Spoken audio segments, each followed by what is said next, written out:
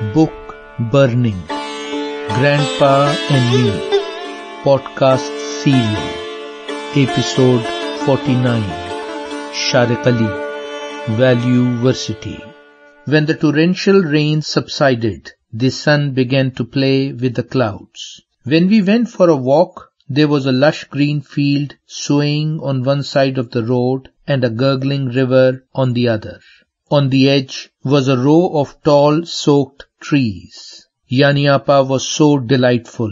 The Parliament had accepted the feminist law for discussion that day. I remember she was very furious that day when on television hundreds of extremists burning secular books and CDs. They all were instigated by the Red Mosque preacher.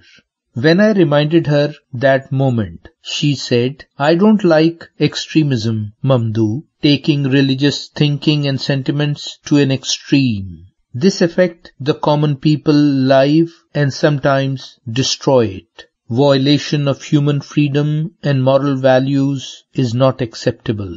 Grandpa joined the conversation and said, "When thinking is only based on emotions and no rationality, this results first in desperation and then violence. In all times in history, extremism has led to human catastrophe. It is a big threat to our present-day world. In my view, it is a kind of fascist attitude. Groups who are weak in reasoning but power-hungry adopts such behavior." "What is fascism, Grandpa?" I asked.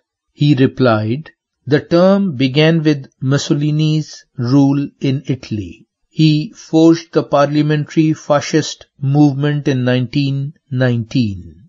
In this oppressive system, the power of the ruler is central. The freedom and rights of the people are secondary. Clear and understandable principles establish and maintain human society, such as prosperity and freedom for all citizens. Religion is a source of spiritual satisfaction for an individual or a group, but the concept and path to divinity are different in all minds. Consensus on religious principles is not possible in a mixed society, and thus it is not implementable."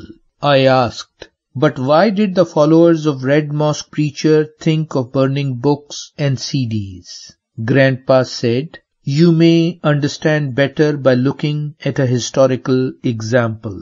The German poet Heinrich Heine said in 1821, 'You will see book burners will burn humans in the end.' Only 100 years later, this happened. Hitler ordered the confiscation and burning of all writings, which he thought were against his National Socialist agenda. Public meetings held in Germany and Austrian cities for this purpose. In Openplatz, Germany, groups of soldiers and students burned 20,000 books. This included books by Helen Keller, Ernest Hemingway, Karl Marx, and H.G. Wells.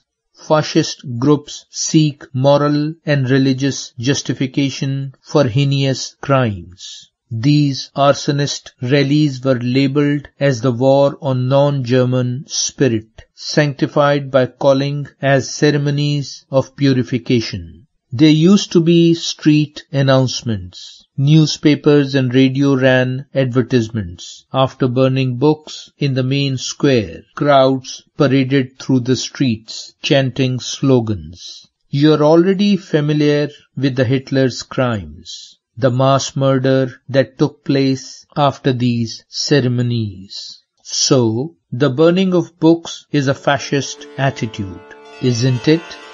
To be continued. Valueversity. Shariq Ali.